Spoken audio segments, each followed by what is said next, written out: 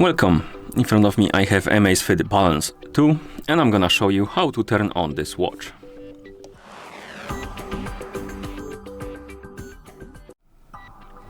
To turn on this watch we need to press and hold the lower button and keep holding it until you see the AMAZFIT logo on the screen or until the watch vibrates. I believe it will vibrate first and then it will show you the AMAZFIT logo, but basically you need to press and hold it and keep holding it, and once the watch vibrates you can release it. If it doesn't vibrate, wait until you see the AMAZFIT logo on the screen.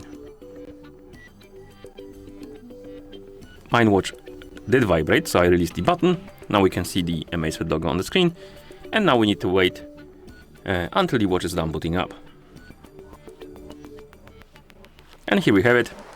That's how you turn on this watch. Thank you for watching. If you found this video helpful, please consider subscribing to our channel and leaving a like on the video.